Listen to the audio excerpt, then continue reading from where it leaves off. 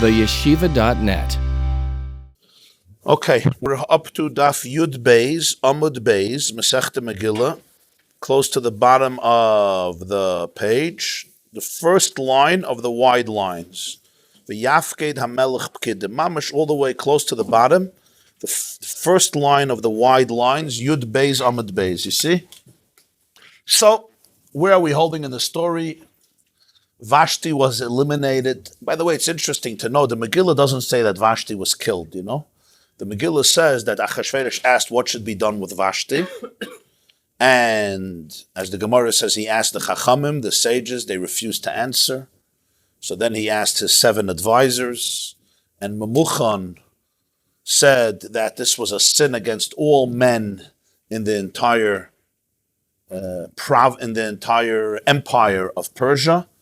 And it's going to be a disaster. And therefore, what was the verdict? The verdict was that she should be removed from the throne, and the throne should be given to another lady, to another queen. It doesn't say clearly that she should be killed. I'm just saying it's very interesting in the Megillah, because there are those Mefarshim who want to say that she wasn't killed. She was just demoted. She was just sent away. A few places Chazal say that she was killed, but in the Megillah it clearly doesn't say that she was killed. It's very interesting. Just says he said she should. The lashon is malchusa yitin lirusa atayva mimena. Give the malchus to somebody who's better, not to her. And that was the advice. Loi savoi Vashti lifnei hamelech. She shouldn't come before the king. The malchus should be given away, and all the women will start respecting their husbands the way they're supposed to. And the melech did what Memuchan said, but that's it. Chazal did say Vashti was killed. In a few places it says in Gemarah and Medrash. But in the Megillah it doesn't say. So I saw one of the Mefarshim, I think the Yaakov says she wasn't killed. She was just said, go, leave. Which is very interesting. I saw that some Sefer writes, based on a Gemarah that we'll soon learn, he said that the pain that Vashti had from seeing this, she killed herself. That's what he wants to say. That's how he reconciles the two. Or she died from heartache. She was the queen of the Persian Empire. She was a grandchild of the Babylonian emperor. To be a simple peasant didn't work. So she, I'm saying because the Megillah doesn't say that she, which is interesting, doesn't say that she was killed. It doesn't say that when he summed up, he regretted it. Later he regretted it. So why didn't he take? That's why it seems he regretted it and what she did and what was decreed upon her. Well, it also doesn't say it was killed. So it could be the decree was that he can't take her back. No, the Megillah says that he remembered what he did, and it seemed like, it doesn't say clearly he was depressed, but Rashi says he was depressed. It says he remembered. In other words, and he needed a new queen. So it could be she died, she was killed. Could be she killed herself. Could be she died from heartache. Or could be the decree was he can't take her back. And that was the decree. But Astam, I'm just saying, the Chazal say she died, or she was killed. I'm just saying it doesn't say it in the Megillah. I just thought it's very interesting. I want to leave you with a question I'm not going to address today. I just want you to think about it. Why couldn't Vashti send a message back to Achashverosh? I got this funny tale, and or I'm a leper. I have a real serious skin disease, or I have this huge pimple. It's going to be very embarrassing. Huh? No. She was angry. Huh? She was angry. She was angry at him? But why? He wanted she should show off naked and please her. So just write back to him. So the Gemara says, why didn't she come? It's not like she was a moral, holy woman. Why didn't she come? She didn't come because she had this tsaras. She had this disgusting, she had this thing that she was very embarrassed by. Okay. So, Good excuse. Good excuse. And the Gemara says that's why she didn't come. Because if she was a modest woman, I understand why she didn't come. But she was not a modest woman. She undressed the Jewish women on Shabbos. So the Gemara says she didn't come. Why? Because she got either this leprosy, the skin disease, or because the zanav, whether we say it was a tail, or was a pimple, or was a wart, or was some appendage to the body, some growth on the body. So just tell her. Tell him. Not only does she not tell him, she insults him, right, that he belongs in a stable with horses and he doesn't know how to drink. What was going on here? Something happened here. Obviously, she didn't want to explain herself because she could have explained herself very nicely. She could have written a note. She could have. Well, you want to deal with drunk people. Huh? Second answer. But the second her answer he did understand even though he was drunk. So something in Vashti was triggered here that she went crazy at him. I also saw last night. I saw the Vilna Gaon writes. It says the Gemarah asks, "Amai dolkabe? Why was he so angry at her?" Right. So you said, "Why not?" She didn't listen to him. You don't listen to a king. He gets angry, especially in front of everybody. Right, the Melech said, "Bring Vashti." You know, there was a public message. So you embarrassed me in public. You don't listen to me. So the Vilna Gaon writes, it says, "Vayiktzef hamelech ma'oid v'chamasei bar aboy." Ketzef, the word ketzef is outer rage. In Tanakh, ketzef is like what comes up on the water. What's it called? On the water, you see it. Foam. Foam on the water is called ketzef. So that's the foam. You know, you're foaming. V'chamasei bar aboy chema is inner rage. The klal, he says, is when a person, Vilna Gaon writes this, when a person is angry and you speak about it, it calms you down. You let it out. It says, Vayiktzef hamelech ma'oid, the king was foaming, and then v'chamasei bar aboy, it should have been the other way around. The more you foam, the more you express anger, right? You release it. You know, you're angry, you're screaming, you're hollering, and you're like, and then you could take your cigarette. He says here, Vayiktzef hamelech ma'oid v'chamasei bar aboy is burning inside of him. It should be the other way around. It calms it down. So he said from here, the Gemarah proves that there was something he couldn't talk about.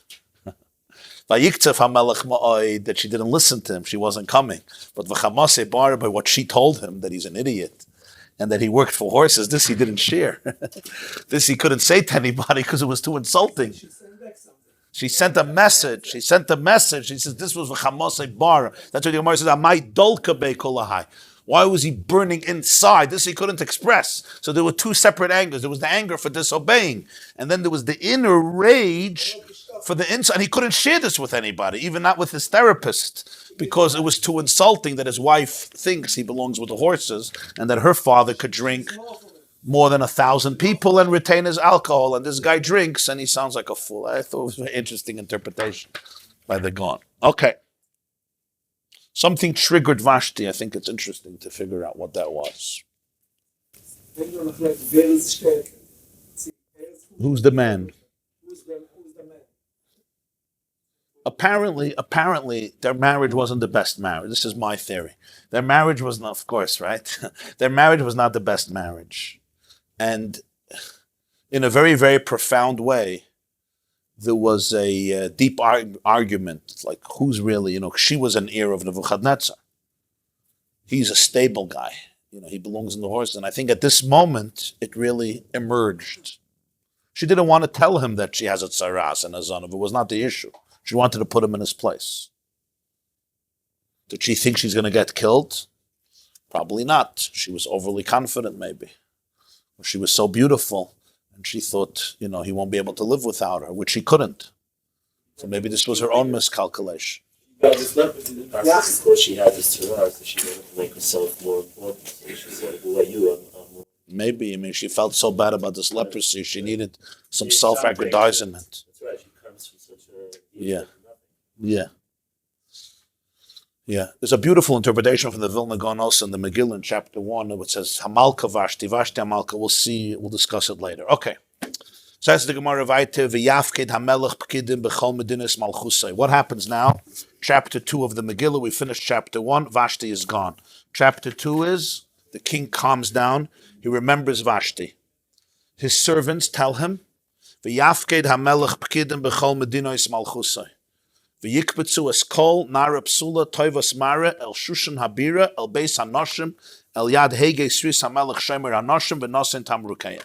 Basically, they want the king to appoint ministers, governors, people in charge, and make a search warrant, and look and gather every young woman, naira psula, meaning every young virgin, who looks good to Shushan Habira, to the king, to a man named Haga. He will be in charge. She will be given perfume, and the king will choose the one he wants. Now, you understand what's happening now, right? You get this picture? This is chapter 2 of the Megillah, what's going on. So the Gemarah obviously has a lot to say on Achashverosh now for doing this. Says the Gemarah, V'yafked HaMelech Pkidim, let the king appoint officers, Amarav. My diksiv, there's a pasuk in Mishlei that describes this best. And the pasuk says as follows, Kol arum yasa bedas uksil yifre shivelas.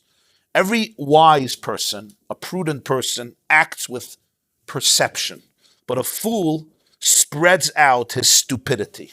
Mishlei chapter 13. Yifresh Ivelis means he spreads out his stupidity, meaning everybody has to see it. Kol arum yasa bedas. Who are we talking about? Zed David. This is a metaphor, it's a parable for David. David also needed a wife. The pasuk says, this is the beginning of Malachim Aleph, Kings 1, right? Vayomru lo yavadav. David was already an older man, he was hitting 70, and he was cold, no garments could warm him up. You remember the story? Vayomru lo yavadav, yivakshu ladonei hamelech naira psula. His servants say, let them seek from my master, the king, a young maiden, a young woman to be able to attend to him.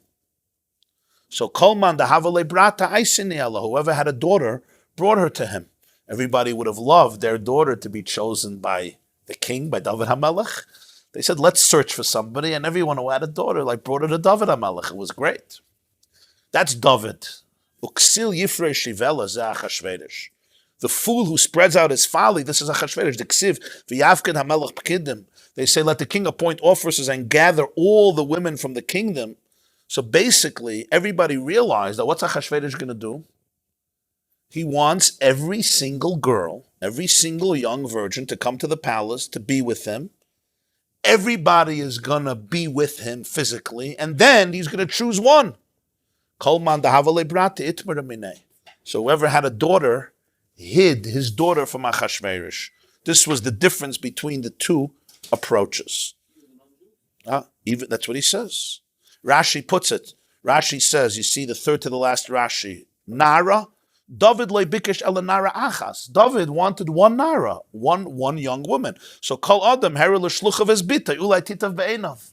So every person showed off his daughter. Oh, look at my daughter. Maybe this daughter, the shliach of David, is going to say, oh, this is good. Achashverosh is ksil. Achashverosh was an idiot. He was a fool. Tziva lekabetz es kulan. He said, I don't want one. I want everybody. Everybody knows he's not going to marry 1,000 queens. He's going to marry one. But veskulan yival.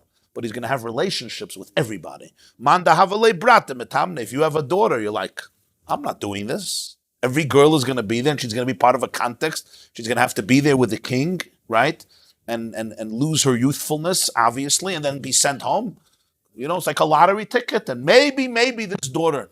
With David HaMelech, it was an opposite approach, which of course represents two different ways of living, which the Gemarah, I assumes we can understand on our own. Ish Yehudi haya b'Shushan Abiru Shmai Mordechai ben Yair ben Shimi ben Kish Ish Yemini. The story continues. They're now looking for a queen, and suddenly the Megillah intersects with a new story. There was a Yehudi, there was a man named not a man who's a Yehudi, a Jew, and he lives in Shushan Habira, and his name is Mordechai, the son of Yair, the son of Shimi, the son of Kish, Ish Yemini. Yemini is usually the name for the tribe of Benjamin, right? Benjamin, right? Benjamin, that was Yaakov's name for his son Binyamin. So Yemini is from Binyamin. Frag the Gemarah, first of all, Maika Omar, why is he giving me the genealogy of this Mordechai? If he just wants, I should know the whole family history. Then go back to Binyamin. Go Yair, Shimi, Kish, and then go back all the way. You're not doing it all the way to Binyamin. Ela Maishna Hani.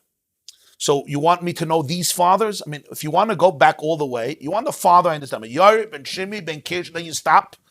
Go the Elta say the Elta. You want to go back to Binyamin. Ish Yemini, so go back to Binyamin. You're not doing that. Not only that, but there's also something off here. Because Shimi was not the son of Kish. Shimi was the son of Geirah. There was the famous Shimi ben Geirah when David HaMelech was running away from his son Avshalom, who rebelled against him. And Shimi ben Geirah came to meet him, and Shimi ben Geirah cursed and insulted and harassed David HaMelech. His name was not Shimi ben Kish. His name was Shimi ben Geirah. So really, we're skipping. We're going Shimi ben Kish, we're not doing even the generations in a full genealogy. Why are you skipping some of the fathers? So the Gemarah says, Tana, we have a Braisa, Kulan al Shmai Nikru. These names are not just geological names of father ancestry. Rather, all these names are describing Mordechai. In other words, Yair, Shimi, Kish, when you say Mordechai, Ben Yair, Ben Shimi, Kish, it's not just biologically, it's also spiritually.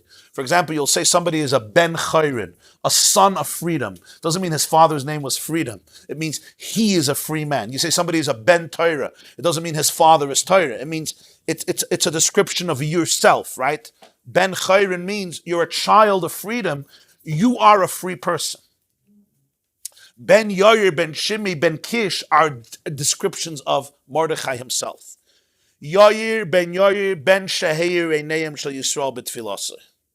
He was a child who illuminated the eyes of the Jewish people through his prayer. So Yair comes from the word Oir. He brightened, he lit up, he radiated. He brought light, Oir, Lichtigkeit, to the Jewish people. Ben Shimi. La Yehudim Haisa Oira, very good. Ben Yair. Ben Shimi, Ben Sheshama El Tfilasai. He is the child who God heard his prayer. Ben Kish, Shehikish al Shari Rachamim V'niftechuloi.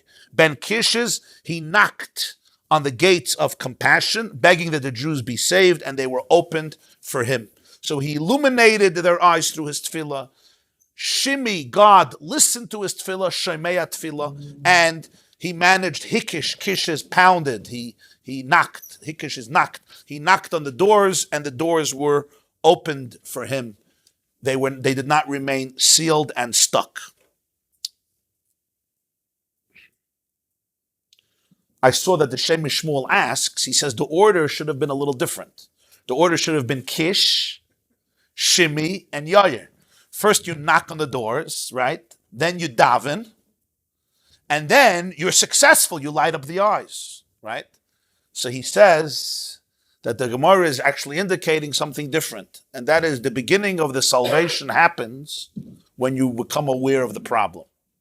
He says the greatest problem is that a person is not aware of their problem. That's the greatest challenge. The greatest challenge is you become insensitive to your problem.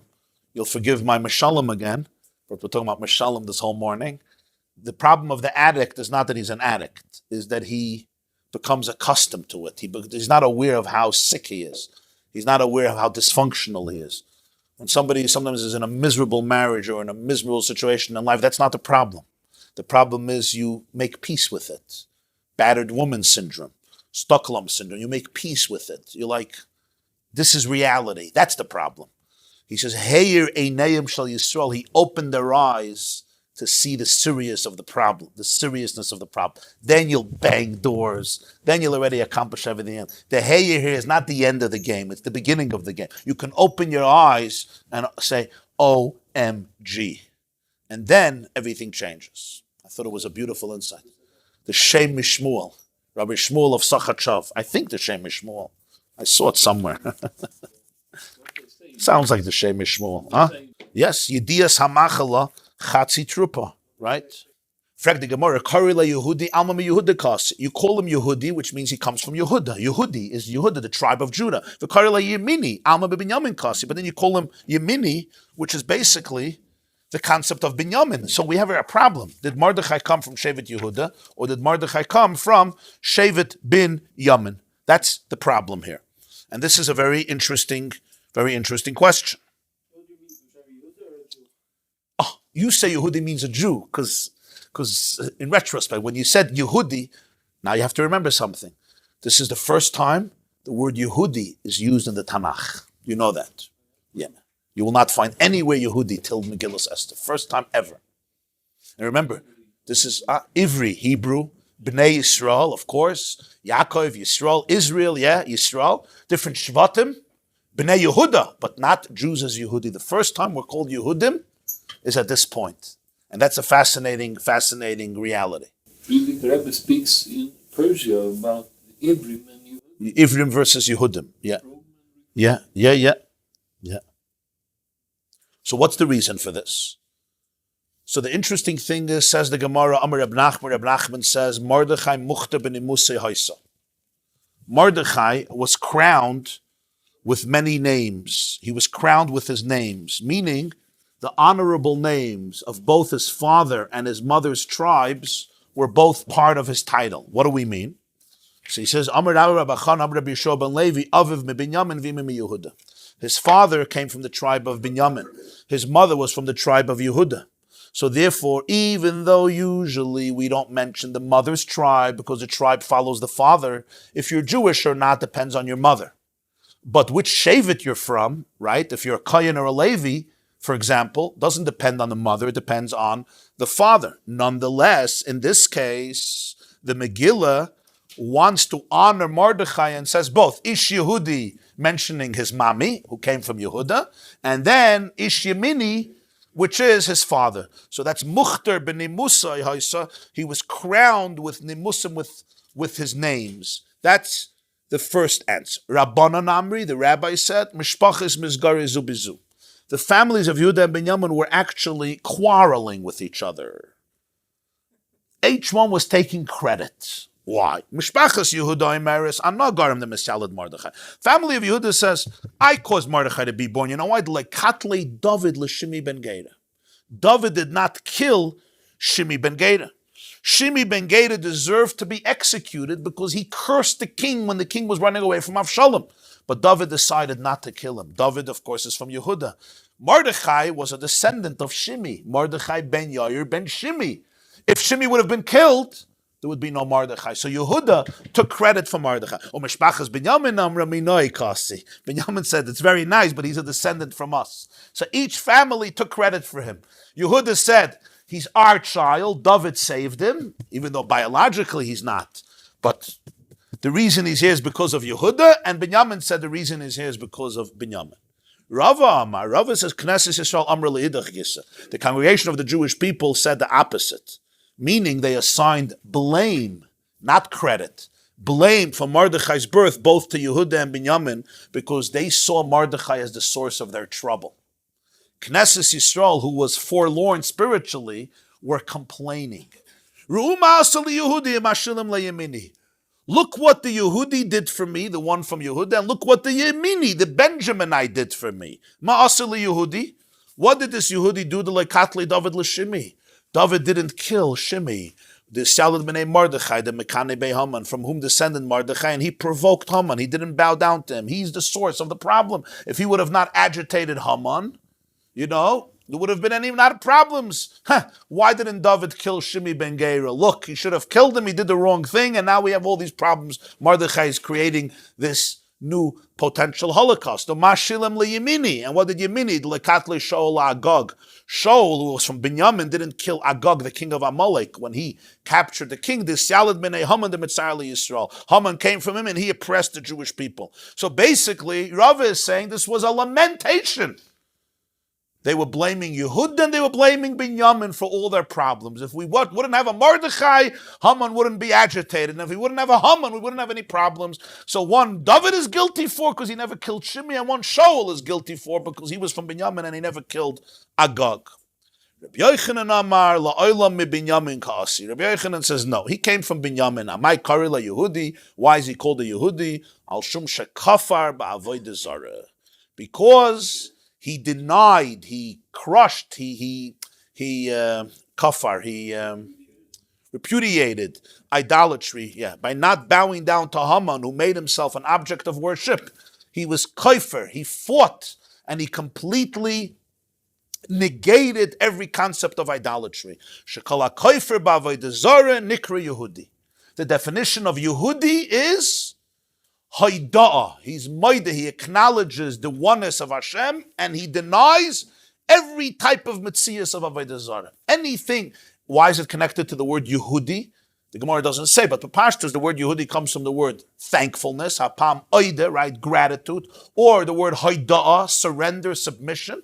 A Jew, a Yehudi, is somebody who's Maida, who acknowledges that there's only one reality, real reality in the world. And anything that's a reality outside of Hashem, like Haman, the moment he made himself a Metzias, he's koifer b'avodah zarah. That's the Yehudi. Yehudi is not a biological description. It's an ideological description. What type of person he was. He came from Binyamin, but he was an ish Yehudi haya b'shushna ben. Kediksiv, the pasuk says the pasuk tells us in Daniel, Isai Gavrin Yehudayin, Chananya Mishal and Azariah, it says, you are Gavrin Yehudayin, you are Judahites. They didn't serve Nebuchadnezzar's gods. They did not bow down to the golden image that he created, and because of that, the name that's used for them is Gavrin Yehudayin. Isai Guvrin Yehudayin.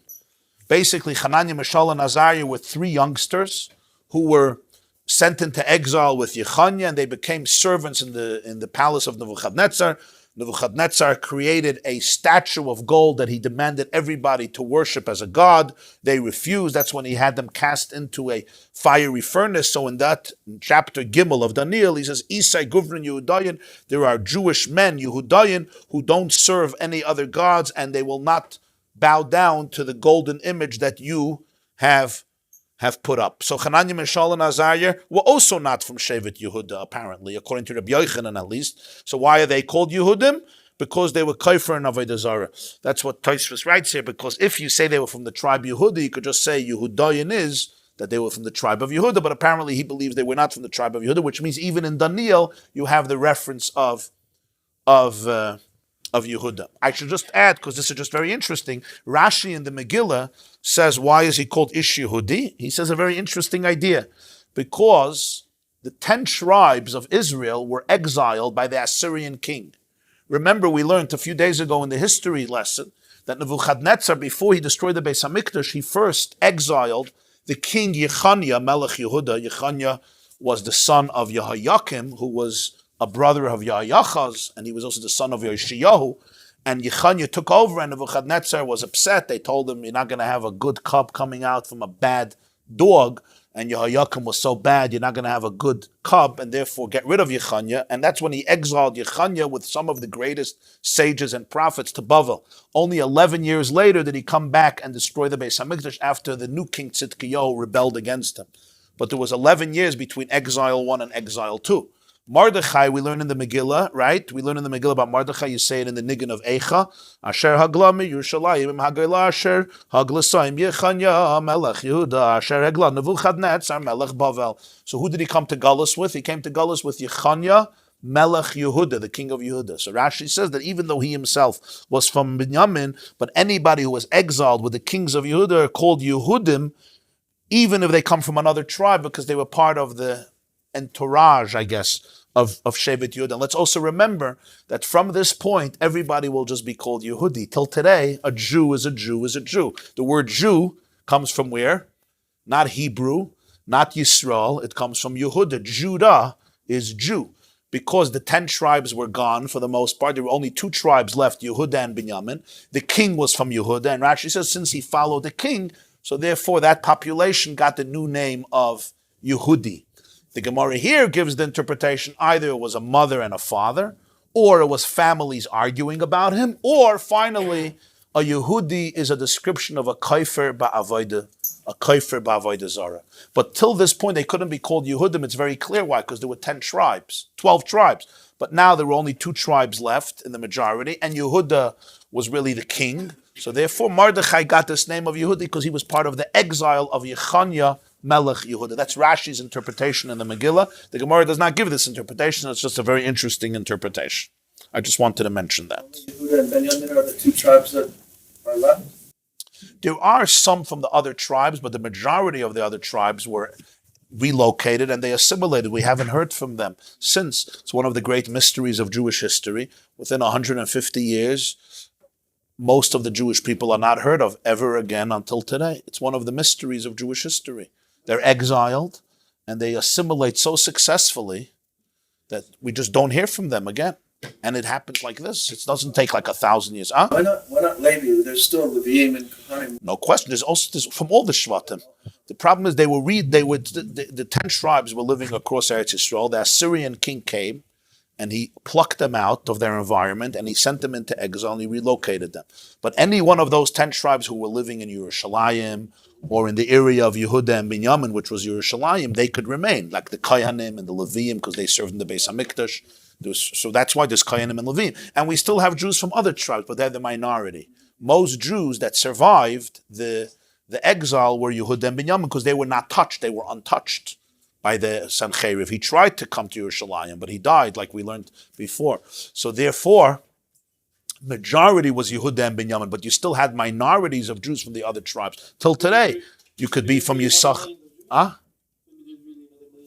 Well, every few years, there's some tribe in Japan or Africa or Afghanistan or Yemen or Ethiopia who will emerge and tell you, that they have this custom to, not eat bagels for 8 days. They're not extinct, they're just part of a big challenge now. Yeah. But the I mean minority extinct as a distinct identity. I don't mean extinct. Distinct, yeah. Not extinct, but they were not anymore distinct. So it could be that the gay room all over the world who were suddenly waking up. Could be. That could be. With also the Khazarites, in the area of Russia and Ukraine near the Black Sea in the 600s or 700s, there was a whole nation that converted to Judaism. They were called the Khuzrim, the Khazarites. That was, huh? No, they converted halachically, but the empire was like in Kiev area, the Kiev near the Black Sea, Ukraine. But I think they stretched all the way. Yeah, it was a big kingdom, very powerful. Then they were destroyed. No, Tzdukim is something else. That's Bayis Sheni, yeah. I think they're going to be surprises from Mashiach. Well, says the Gemarah, Reb Shimon ben Pazi, Reb Shimon the son of Pazi, he have a pasach b'divrei hayamim. Whenever he would open up a discussion of divrei hayamim, the book of divrei hayamim, the book of Chronicles, is supposed to be a very simple book because it just chronicles like the basic history of the Jewish people. There's Divrei Hayam Aleph and Divrei Hayam Beis. When he would start teaching it, he used to say something very interesting. He would say, Kol dvarecha echad heim. All your words are really one, which means sometimes you list off a bunch of names and it's really one name. Ve'anu yoydin l'darshan. But we have the acute wisdom, we know how to explain it. So Divrei Hayamim has a lot of hints in it, and really, we are the ones who know how to explain it. And he gives an example. Divrei Hayamim Aleph, chapter 4. It speaks about a woman, ve'ishtoi ha'Yehudiya, his wife, she's called Yehudiya. Yolda es Yered Avigdor, es Chever Avi Soicha, es Yukasiel Avi Zanayach. She gave birth to Yered, apparently the father of Gdor, Chever the father of Soicha, Yukasiel the father of Zanayach, ve'ele b'nei Bisya bas Paria shalakach Mared. And these were the daughters of Bisya, the daughter of Parai. These were the children of Bisya, the daughter of Parai, who Mered married. Okay. Now, when you look at this pasuk, it's a little strange, right? It says, his wife Yehudiya gave birth to all these kids, Yered and Chever and Yekusiel, and these are the daughters of Bisya, who's the daughter of Parai, who married Mered. What is going on here? What is going on here? By the way, this is the source that Parai's daughter's name was Batya. This is the source. It doesn't say in Chumash who Parai's daughter was. It just says Parai's daughter came and took Moshe from the Nile. But it doesn't say who she was. This is the source, Divrei Hayamim, that her name... It says Bisya Bas Parai. We say Batya. It's really Bisya, Bitya. Maybe had more than one. Maybe had more than one girl. All right. Okay. Okay, we'll soon see why we assume it's the same one. Amai Karila Yehudiya. First of all, why are you calling her Yehudiya when at the end of the pasuk you call her Batya? Bisya. You say it's Why are you calling her Yehudiya? Now we know. Al Shum Shekafra B'Avodah Zarah. Because she denied Avodah Zarah. Diksiv, where did she deny Avodah Zarah? Diksiv, it says in Shmais, Vateret Bas Parai Lirchotz Al Haya'or. The daughter of Parai went to bathe on the river. Of course, we all know the story. The daughter of Parai goes down to bathe on the river of Amar Rabbi Yochanan Sheyarda Lirchotz Megillah Beisavir. Rabbi Yochanan says she went down to cleanse herself from the idolatry of her father's house. This was not just she went to bathe. She went to the mikveh.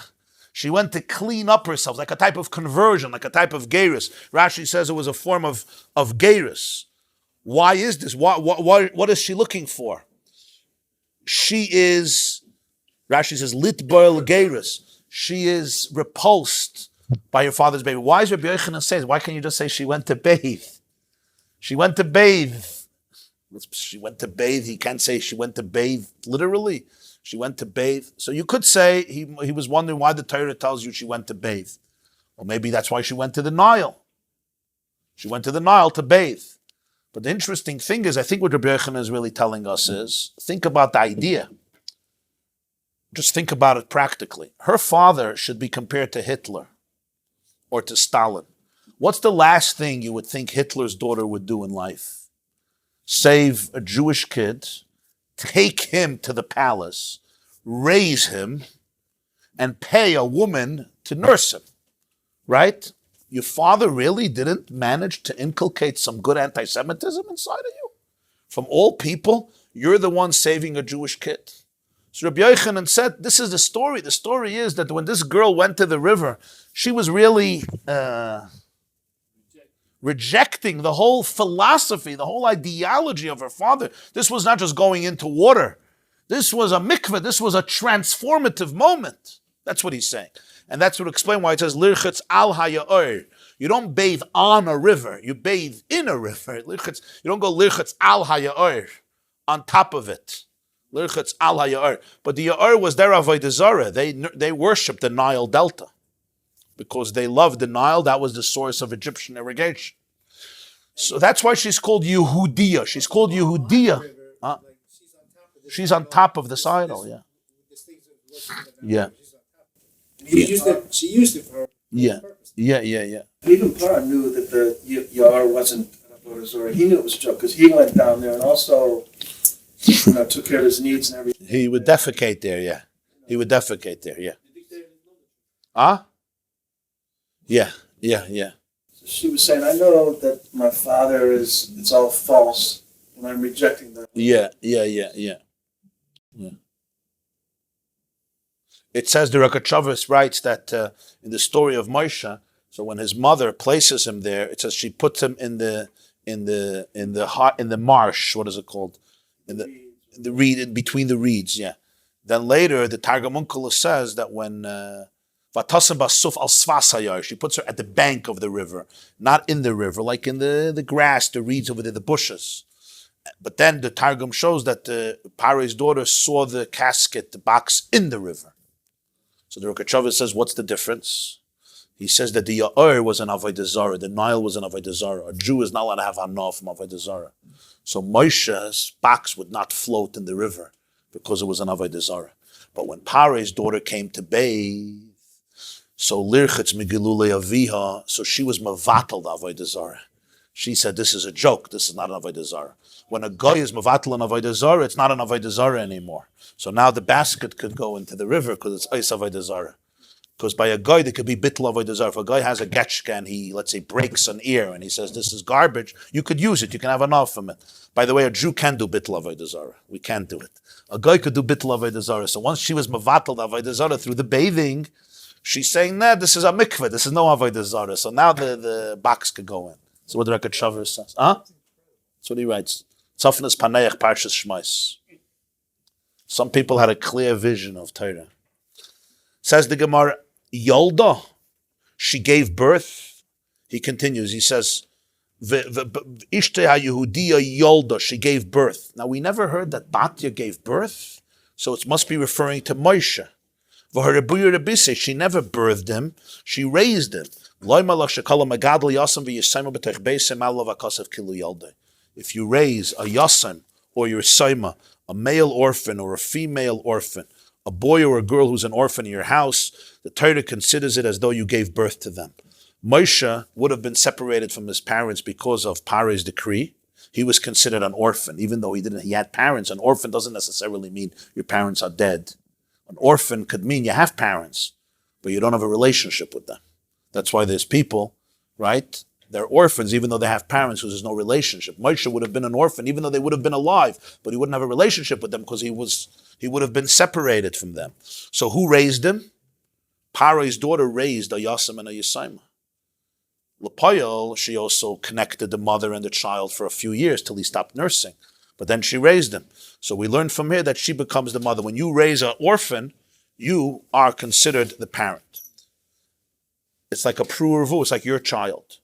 Yered, now we speak about all the children she gave birth to, which is only one child. Yered zem Moshe, v'lama nikrishma Yered, sheyared lem li Yisrael man b'yamav. Because of him, the man came down to the Jewish people. He's called Yered, which means Yerida. He brought down the man to the Jewish people. G'doir, shegadar pirtzeisein shal Yisrael. He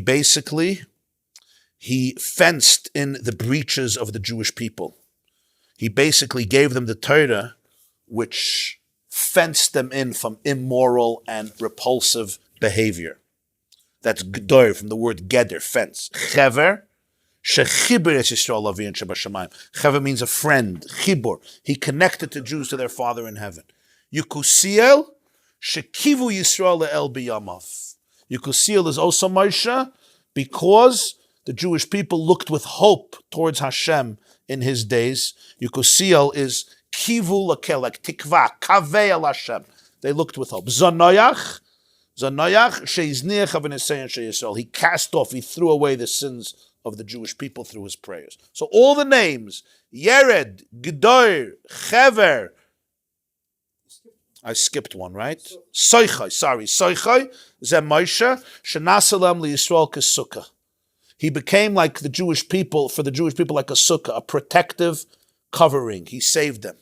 So all the names, Yered, G'dor, Chever, Soichai, Yukasil, Zanoyach, are all Moshe Rabbeinu. So I'd say Avi 3 times, because he was of b'Torah, of b'Chachma, of b'Nevias. He was their father in Torah, their father in wisdom, and their father in prophecy. And that's why he's considered Yered, Avi, G'dor, Chever, Avi, Soichai, Yukasil, Avi, Zanoyach. Then the pasuk continues, Ve'ele b'nei Bisya shalokach moret. These are all the daughters of Bisya, which is really only one child. That's why Rabbi Shua ben Pazi said about Divrei Hayamim that it's written in a code language sometimes. These are the daughters of Bisya. V'chi meret Shmai. Her husband wasn't married. Halei Kalev Shmai. Her husband was Kalev. The pasuk earlier speaks about the children of Kalev, and these are the daughters of Bisya who married Mered, and Mered is Kalev. So why are you calling him Mered? The Torah is talking there about Kalev.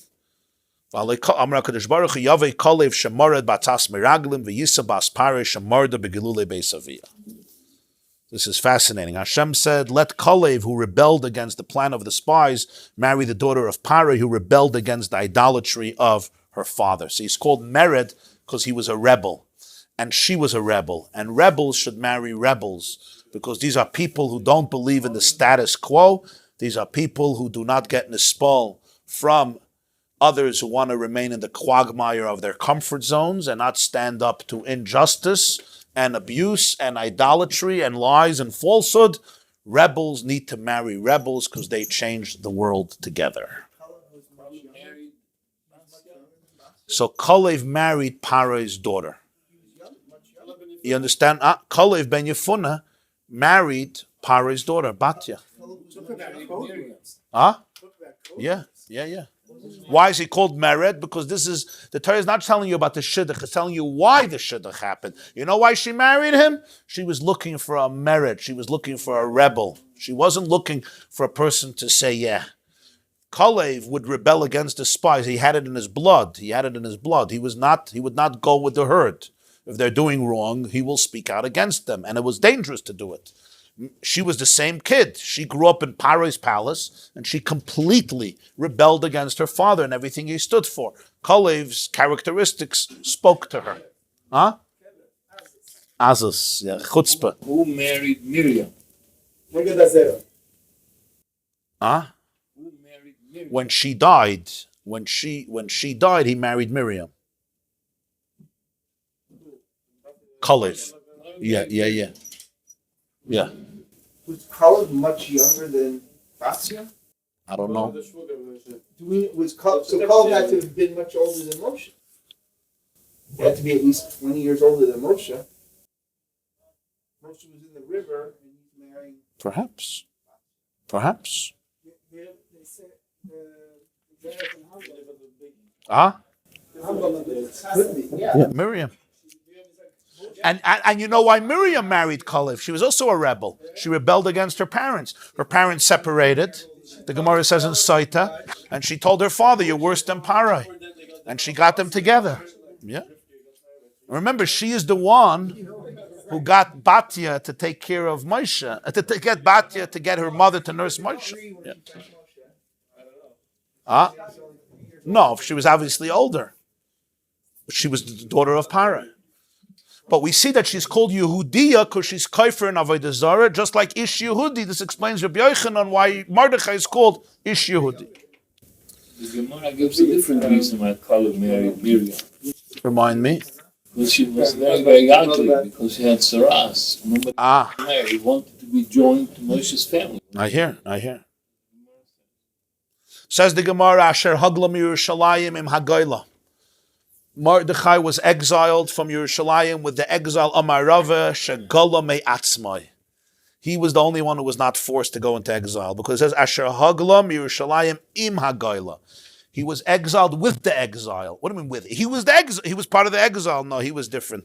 He went himself. He went away. He went to Gullus himself. Apparently, he felt that he needed to go into Bavel because his presence would be critical there. So he went in to Gullus himself. He was not forced by Nebuchadnezzar to leave Jerusalem. Yeah. Tosfos says, it doesn't say Asher Hugla, it says Asher Hagla. Not Hugla, he was not a byproduct of somebody else's decision. It was his own decision to go into Gullus. Yeah. Very good. Vayhi oimen es Hadassah hi Esther bas doide. As we learn about Mordechai, we learn the next thing about him is that he was oimen, which means he took care, he raised Hadassah, who was Esther. The pasuk says Vayhi oimen, right? What's the lashon? Vayhi oimen.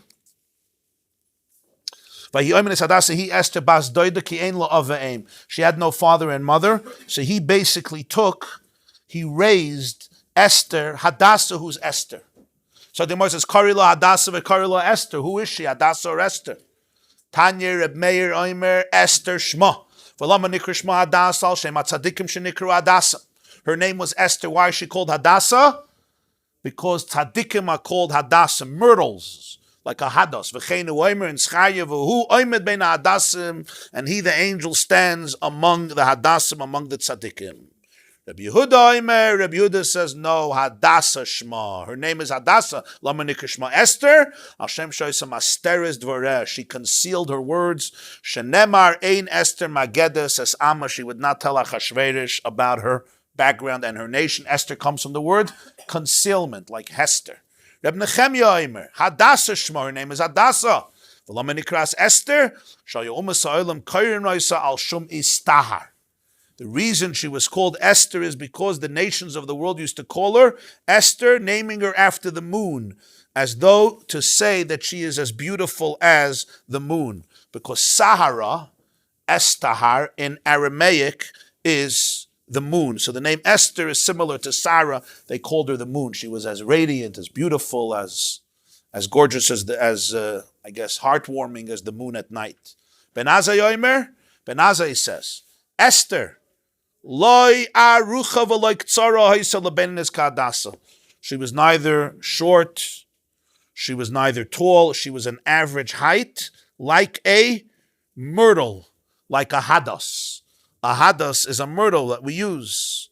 So therefore he says that she was mamish like a myrtle. It's interesting.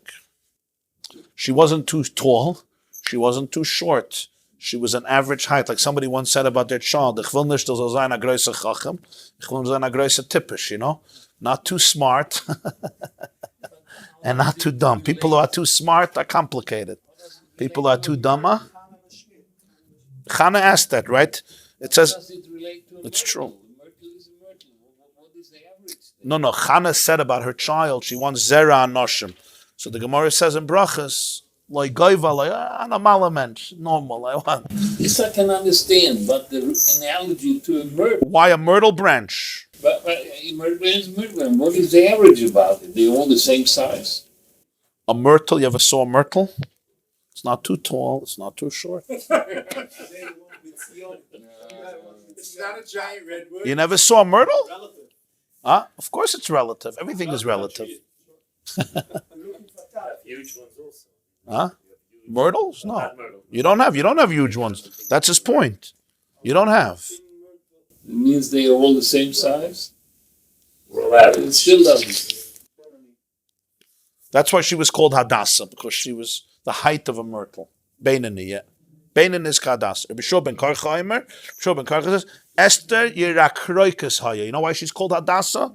She was greenish. She had a greenish complexion, like a myrtle. Greenish, yellowish. Greenish complexion, I think. Hadassah is not yellow, no? But they say, you know, She was called Hadassah, I guess.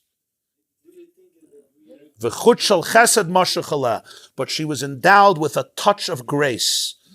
Chut shel chesed mashachala, a greenish complexion. Rashi says, "Me'es Hakadosh Baruch Hu lekach niris yafa le'umas alach Hashverish." That's why she appeared so beautiful. There was, if you looked at the complexion, it actually had a greenishness to it.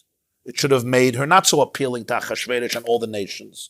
Why did it say Esther found grace in everybody's eyes? Right? It says, Hanar Yefas Torah v'Toivas Mara, and whoever saw her, it says, Vatisa Chen be'enei kol rayah. Whoever saw Esther saw the grace. So it says, Chut shel chesed, there was a special touch of divine grace that you looked at her, and there was just something very special about her. That's what Rabbi Shul ben Karcha says. I saw the Vilna Gaon says, why would Rabbi Shul ben Karcha say this? It says that Esther was beautiful. It says, no, she has a greenish complexion, but she has a touch of grace because she's called Hadassah. Give another interpretation for Hadassah, not that she's a grina. You used to call the Jews a grina, right? A green one is Esther. Huh? The Vilna Gaon says, very interesting, that the Gemarah in Baba Basra discusses, when did Job live? When did Eov live? So Rabbi Shul ben Karcha says, Eov lived in the times of Achashverosh. In the Sefer Eov, it says that he had daughters who were the most beautiful in the world. If she was the most beautiful in the world, says the Vilna Gaon, why didn't Achashverosh take them? Why didn't Achashverosh take them? Why did it say here that Esther was the most beautiful and etc.? So the Rabbi Shul ben Karcha, who believes that Eov was in the time of Achashverosh, he's forced to say that they were the most beautiful, because Esther really, Taka, had a greenish complexion. So why did Achashverosh take her and not them? Chut shel chesed mashachala. That's why Rabbi Shua ben Karcha is forced to give this interpretation, because he is the one who holds that Eov lived in the times of Achashverosh. That's how he explains Rabbi Shua ben Karcha's position. Ki ein la'ava ein. No. That's why Eov's daughters are considered the most beautiful. But there was a chet shel chesed mashachala. It wasn't just physical beauty. Sometimes a person has a touch of grace. Chut shel chesed is like a thread of grace that's spread over them. It's like a halo. Chut shel chesed. Chesed is grace. It's kindness, but it's grace. Yeah, but I'm saying in the times of Achashverosh. Chut shel chesed means a thread, like a thread of kindness, a thread of chesed. A halo of chesed that's drawn over her. Mashuch is drawn over her. It's something not always tangible. In terms of the complexion, it was not that way. That's what the Vilna Gaon explains why Rabbi Shua ben Karcha has this opinion. Ein la'ava aim. Why is Mordechai raising a girl? Because she doesn't have a father and a mother. That's what it says. Because she doesn't have a father and a mother, ein la'ava aim, so therefore he raises her. In the continuation of the pasuk, it says again, and when her father and mother died, Mordechai took her as a daughter. It already said, Mordechai raised her because she doesn't have a father and mother. And when they died, he took her in. Obviously, he could have just said that. Amar Rabacha, she didn't have a father and a mother even one day. Ibarta meisavia. When her mother became pregnant with her father died. Yoladata, when her mother gave birth, meisa ima, the mother died. Meaning, she never had a father and a mother even for a day. Even in pregnancy, she didn't have a father, and even in birth, she didn't have a mother. That's why it says, not only when her father and mother died, Ein la ava ein, she never had a father and a mother, not even for a day, because when she was born, her mother died immediately. That's why the pasuk doesn't just say when her father and mother died, Mordechai raised her. That could have meant they died after a year, after 2 years, after 3 years. It also says she doesn't have a father and a mother, meaning she's the type of girl who doesn't have a father and a mother. What? I saw the Shem Shmuel, somebody writes, why does the Megillah want to tell this to us? It's part of the story. Because the Gemarah says in Masechta Kedushin, Ashrei Misha Loi Chaman. Sometimes a person who didn't see his parents is lucky. Why? Because the mitzvah of Kibud Av V'Eim is such a big mitzvah. And it's so easy to fail at it. So if somebody never had a father and a mother, they never failed in the mitzvah of Kibbud Av V'Eim because all they had was a yearning that they should do the mitzvah of Kibbud Av V'Eim. And when you have a yearning for the mitzvah, it's like you did the mitzvah. But somebody who never had a father and a mother, they actually couldn't fail in Kibbud Av V'Eim. Now the Gemarah is not trying to extol the value of an orphan. It's trying to bring out how precious it is to respect a father and a mother. It's such a powerful mitzvah that almost not being responsible for it has a virtue to it because it's a mitzvah not to take light. But if somebody doesn't have a father and a mother, so they yearn, what would it have been like if I had a father? What would it have been like if I had a mother? And that yearning is as though you fulfilled the mitzvah. Esther never had a father and a mother, so all she had was a yearning for Kibbud Av V'Eim. What's the whole koyach of Haman? The koyach of Haman is Amalek. What's the whole koyach of Amalek? Amalek was a son of Eliphaz, who was Esav's son. What's the whole koyach of Esav? Kibbud Av. The respect of Esav to his father was beyond anything. Rabbi Shimon ben Gamliel said, I respected my father unbelievably, but I don't even come close to the Kibbud Av of Esav. And it's the Kibbud Av of Esav that was his spiritual power. So who can defeat Haman? Only somebody who has that level of Kibbud Av V'Eim, and that was Esther. Because Esther, she had a yearning for Kibbud Av V'Eim. When you have a yearning for something, it's always complete, right? The moment you have something, there's already flaws. In the wanting something, there's no flaw. It's always with full intensity.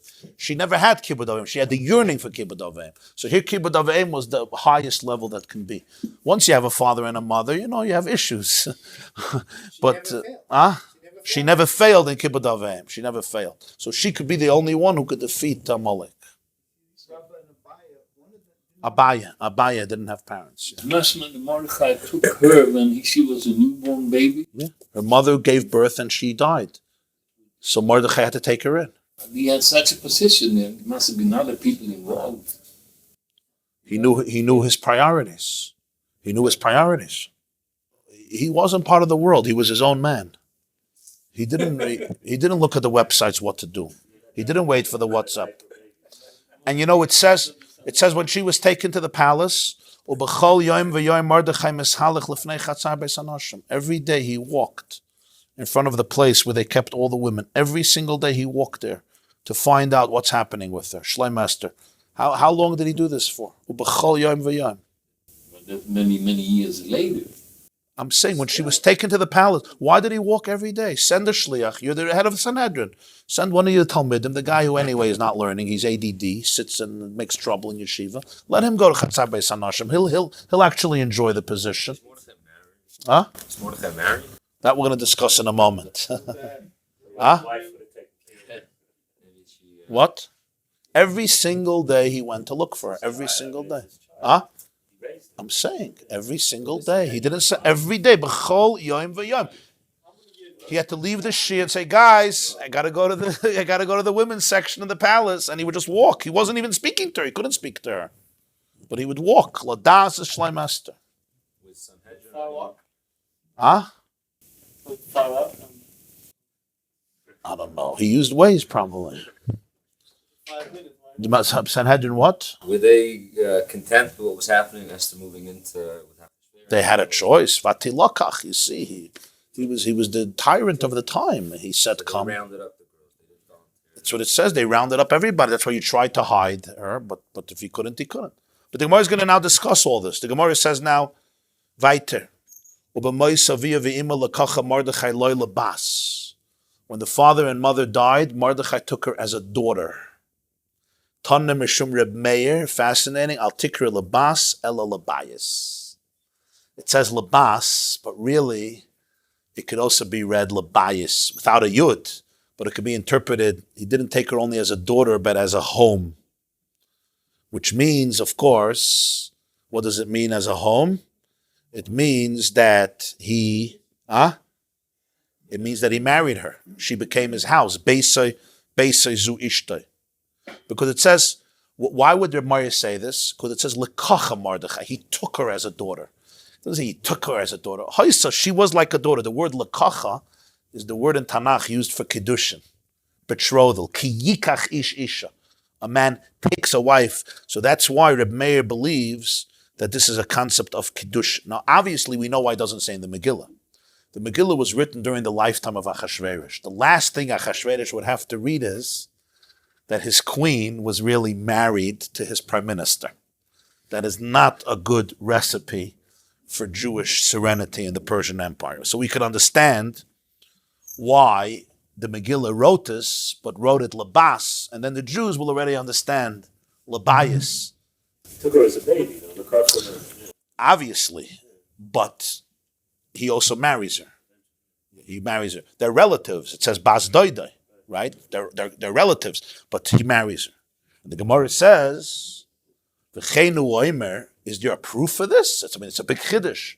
It says, V'cheinu oimer, it says, when David HaMelech lives with a woman named Bathsheba, he took her from her husband, who was Uriah HaChiti. The prophet tells him a whole story. And what's the story? The story is, there was a poor man who had nothing but one little lamb that he bought. And he gave her life.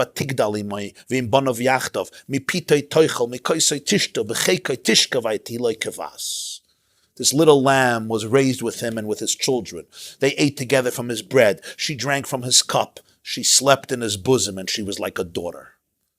And then the wealthy man needed a lamb, and he stole it from the poor man to give his guest. And he asks David, what's the verdict? And David says, the man should die. And Nasan says, you're that man. You have everything. Uriah HaChiti had one little lamb, and you steal her. So he says, Vatihi loy kavas. One second. Just because she sleeps in his bosom, she's like a daughter? I mean, it's a mashal of a lamb. The answer is Ella Kebayis. It's talking about who sleeps in the bosom of a man, not his daughter, but his wife. And that's how a wife is described. Eishes chekecha, hachenami labayis. So we see from there, it says, Vatihi loy kavas. A daughter doesn't sleep in the bosom of her father, maybe when she's a baby, but not when she grows up. A wife does. And it's called kibas. So here too, it's talking about a wife. Esther was a wife. The Gemarah says, what happens? Esther is taken to the palace. She's given to a man named Haggai. He's in charge of all the women. And what happens? Haggai really likes Esther. So what does he do? He gives her a lot of perfumes, and he gives her 7 girls, 7 maids to serve her. And he treats her better than everybody else. That's what the Megillah says. Vayishaneh. So he says, Sheva hana'arais, he gave her 7 girls.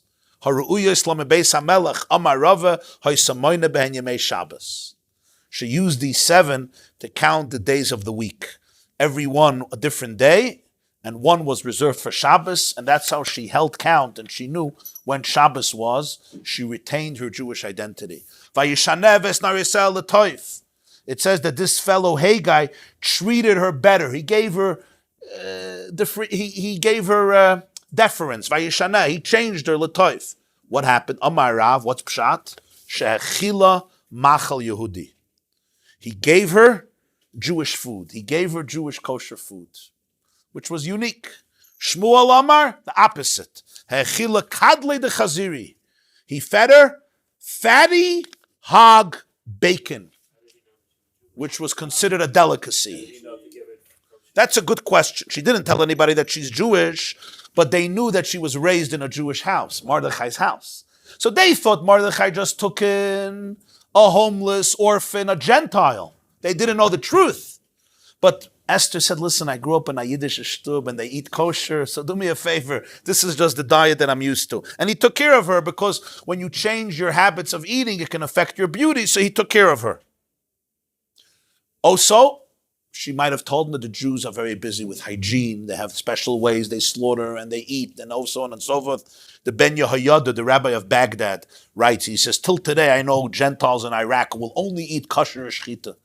The Ben Yehoyada writes, Rabbi Yosef Chaim, the rabbi of Baghdad, 1800s. Till today, only kosher shechita they eat. Till today, they like kosher meals. So Esther said, listen, this is the way to go.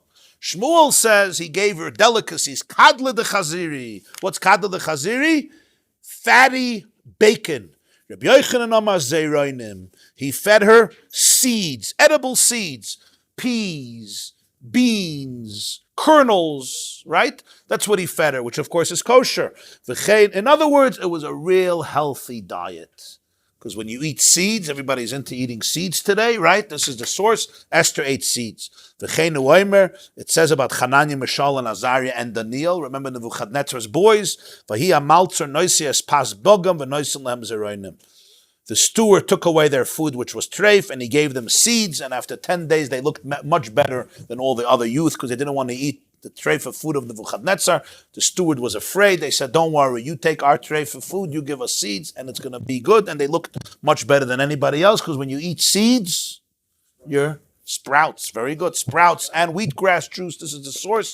This is what he gave her. He gave her zeroinim, no carbs, gluten-free, no sugar, garnish for hak, nothing, no danishes, and no chazer, but seeds. Okay, gewaldig. They wet the seeds and then they sprouted and it brought out their nutrients. It's the healthiest food, the sprouts. It's the healthiest food. Very, very good. Let's just go another few minutes. Now it says, what did Achashverosh do? All the girls would come, right? And they would come to Achashverosh after a year. I mean, you have to understand what was going on. For a year, they had training and preparations before going to the king for one night. What happened during that year? 6 months perfume of something called Shemen HaMor. Another 6 months of different spices and incense and perfumes. And then she could come to the king for an evening in which the king would meet her, etc., etc. And at night she would come, in the morning she would leave the palace, and obviously she was only invited a second time if Achashverosh was pleased and he wanted her a second time. It was 1 year, I mean, captivity in the sense that you couldn't leave, but they treated you, massages, yoga, Pilates, perfumes. Yeah, it says, Vatilakach, she was taken. So Shicha Shechadashim b'Shemen HaMor, 6 months with the oil of Mor. What is that? What is this oil of Mor? My Shemen HaMor. The B'chia Barabba Omar, stacked. It was balsam. Stakat. Samach Tov, Tes Chav Tov. Which is a fragrant oil that exudes. It exudes from the myrrh tree. There's a tree that's called Myrrh, Myrrh, and this is the balsam, this very fragrant oil that they would give to the girls for 6 months. Reb Huna says no. Shemen HaMor is bitter oil. Shemen Zayis Shalohevi Shlish. Oil of myrrh is oil of olives that didn't attain 1/3 of the normal growth. So the olives are very, very bitter because it didn't even attain 1/3 of its normal growth. But the oil apparently is very powerful. So they used that type of oil. So Reb Chia says it was balsam. Reb Huna says it was olive oil, but very bitter. Tanya, we have a brisa where this type of oil is mentioned. Rabbi Yehuda Omer an pakinun. There's something called an pakinun, and it's referring to the fact that an pakinun can't be used for the mincha. What's an pakinun? Shemen zayis shalohevi shlish. Olive oil, in which the olives did not yet attain 1/3 of their normal growth. Why do people smear this shemen, this type of balsam or this type of oil? What is it for? It removes hair and it causes the skin to glow, and that's why they use this. The Megillah says, in the evening the girl would come. In the morning she would go back to the second house of the woman. in the custody of a man named Shashgaz, the king's chamberlain. He was the guardian of the concubines, and she would not go again to the king unless he called her. So there were two homes. There was the home when you arrived. You were there for a year. Then you went to the king, and then you went to the second home, and you were not called back unless the king wanted you again. I mean, you imagine what type of operation this was. So the Gemarah says something fascinating. From the disgusting behavior of that Russia, we learned something positive. He would not have marital relations during the day, because it says, she came at night, but the next morning she returned back to the home. In other words, he was only with them at night. So from the disgrace of what he was doing here, you also learn something positive, and that is that he had respect in the sense that the relations were at night. He just was sleeping all day. He was sleeping all day. Okay. Mignusay shel oisei rasha. Interesting words. Mignusay shel oisei rasha lamadnu shvachai. From the gnus, you also learn something positive about him. Vati Esther noises chen. Esther found grace in everybody's eyes. She found favor in the eyes of everybody who saw her. What does this mean? Amar Rebbe Lazar melamed shalakol echad ve'echad nidmas alai kol masay. She appeared to each person as a member of his own tribe, of his own nation. People find people of their race, their ethnic group, their nation, their tribe most appealing because there's like a chemistry, there's a kinship. And that was Esther's unique quality. Whoever met her, you felt she is one of ours. She just, she belongs to us. She belongs to me. So you could just connect. There's specialist people, you could just connect with them in a very real, in a very intimate, in a very personal way. Rashi says earlier on Dav Zayin, Hayu Eimrim b'fiyim zu mishalunuhi. When you saw Esther, you said, she's mishaluni. The expression mishaluni. She's from ours. Huh? Von unserer mishalonu. But that's Rashi's expression. It uses the Lashon of nidmasa, like it appeared. Because she was Jewish, of course. To the Goyim, the Hitzonios is so chashuv. So it appeared to them that she was, but it wasn't a panemius, really, type of a relationship. Yeah. I would interpret it a little differently. I would interpret it, the Maharal says this in a few places. The Jew, the function of the Jew is really to change the world, to inspire the whole world. So a real Jew could find very deep commonality with every type of living being. Because, as I always say, we were chosen people to reveal that everybody was chosen in their own unique way. So you have to really be able to connect to the chosenness of each individual. So the real Jew is not tribal. Yes, we're tribal in the sense that Ata v'chartanu mikol ha'amim, and a Jew, there's hamavdil ben Yisrael la'amim, etc.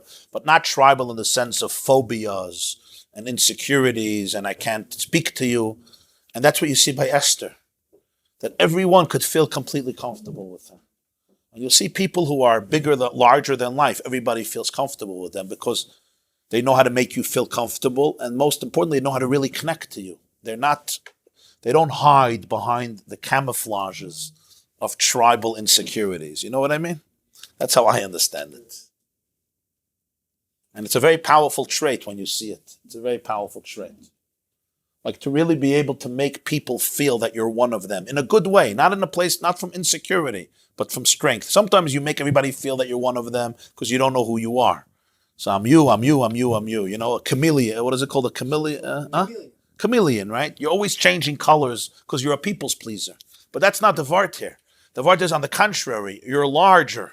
So therefore, I can encompass every type of tribe, and I could really make the person feel that I'm one of his because I could connect to that person in a deep way.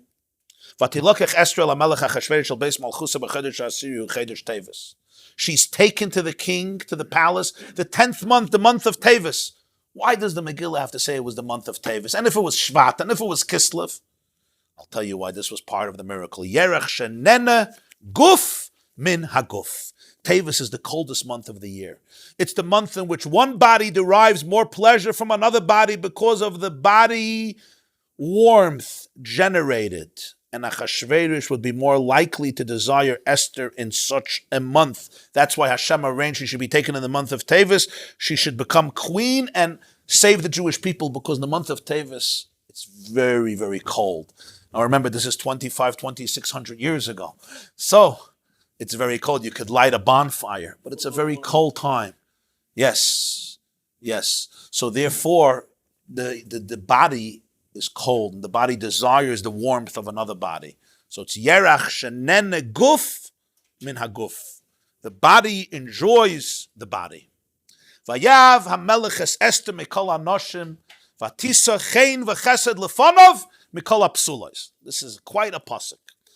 The king loved Esther more than all the women, and she won more of his grace and favor than all the other virgins. Do you see the contradiction? First, he loves her more than all the women, and then he loves her more than all the virgins. Change of phrases, change of expression. Vayev mikol anoshim, v'tilchem mikol apsulos. Amar Rav said something. Bikesh litam tam psula, tam. If Achashverosh desired to experience a virgin, he experienced it in the person of Esther. Tam ba'ula. If he wanted to experience the taste of a non-virgin, tam. He also tasted it in Esther. That was the uniqueness. On one level, Esther was a isha. She was a married woman. He could taste in her the tam of a ba'ula, a woman who was already together with a man. Or it says, Mikol Psulos, she was the best from all the Psulas. Psula is a woman who never had relations, a virgin. Because if he wanted, Tam Psula Tam. And if he wanted, Tam Ba'ula Tam. Because apparently, she was married already to Mordechai, so she was not a virgin anymore. And she was with Achashverosh more than once. So at this point, she's not a Psula. But nonetheless, she had that uniqueness that if he wanted, there was a Tam Psula and a Tam Ba'ula, because it's completely different experiences in terms of Achashverosh's experience. All you have that time when you don't have it. You're Achashverosh? So you want to you want to hear what the Maharal has to say on this, right? Yep. So the Maharal says something very powerful. He says, what's the difference of Tam Psula and Tam Ba'ula? What's the difference? So obviously there is the physical difference, the physical sensation, the physical pleasure, the physical experience that's different. But everything physical comes from a certain sensitivity. There's a certain difference in characteristics. So he says, Psula is freshness. Freshness. Yeah. There's the special pleasure, the special taste of something that you don't own, something that's new. In his words, something that you don't have a kinyan in. Usually you're married, so you already feel that you own each other. So there is a pleasure from the routine, from the knowledge, from the acquaintance, but you don't have the power of hischachus, of newness, because you feel like you own it, you know it's mine. He says, Loi haya loi kinyan ba. Esther was a type of person you couldn't own her. You couldn't feel like you acquired her. Achashverosh never felt that he got her. So she was always something new. It was always a new girl. Every night, she was like a new girl. I never felt like I have you. I already know you. So it's just a repetition, which has its uniqueness. You're used to it. You already know each other's mahalach.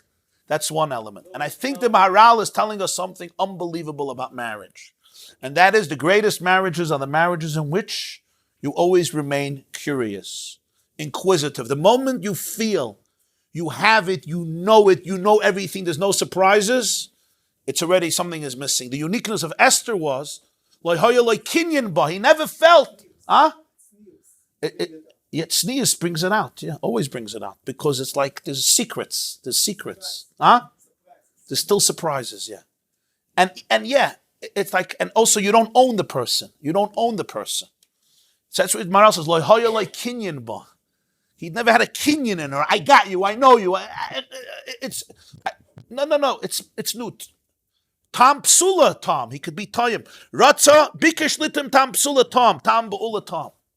And then he adds, and that's why it says by Torah, V'hoyu advarim ha'ela shar noichim etzavcha hayoim. So Rashi says, B'chol yoim yiyu beinecha Chadashim. Every day it should be new. What do you mean every day it's new? I'm learning this already for 45 years. He says, no. Bikesh litem tam psula. Tom. When you don't feel you have a kinyan in Torah, every day it's a psula. It's a new girl. Torah tziva lanu Moshe Murasha. Torah is the kala of Klal Yisrael. There's the element of tam ba'ula. It's familiar. I know it already. We're doing chazar, but there's the element of Torah. It's completely new. I never saw you. I never met you. I never had intimacy with this Torah. What do you mean? You learned it already 100 times. You were with Esther for years. No. She remains a psula. The Torah remains a psula. It's a fresh reality. Why? I don't feel I own it. I never feel I got it. I'm always open to new. I'm always open to surprises. I'm always curious. I'm always inquisitive. I never close the lid on my experience of the relationships. Like, this is who you are. I put you in a box. This is who my wife is. This is who my husband is. This is who the Torah is. No. Judaism is always surprising you. You're always open to a new dimension of God, a new dimension of Torah. Beautiful, huh? Nice, huh? You look at the Gemarah, it looks like, it's a little bit of distasteful. Like, really, Chazal didn't have anything better to say to us about Achashverosh. So you say, what do you want from them? The Megillah says it. But the point is, like everything, it exists on many layers. It exists on a very basic Persian Achashverosh layer. Nothing against Persians. I'm talking about Achashverosh, who had obviously a very special appetite for women, as we can see from the story. That's on one level. But like everything, it's on a much deeper level, because this was written by Ruach HaKodesh. So there's something very powerful about this. He never had a kinyan in her.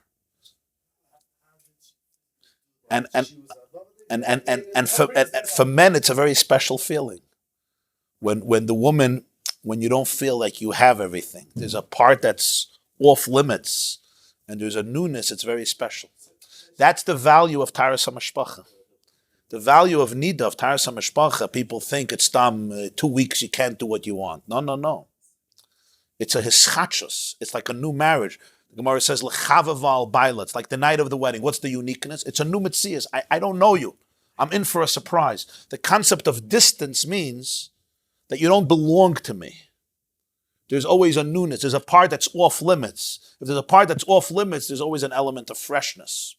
And generally, when the woman keeps a certain part private, it's the confidentiality, it's the modesty that actually intrigues a man in a very powerful way. Right. It's very fascinating. This line of Gemarah is very deep. Huh? As was?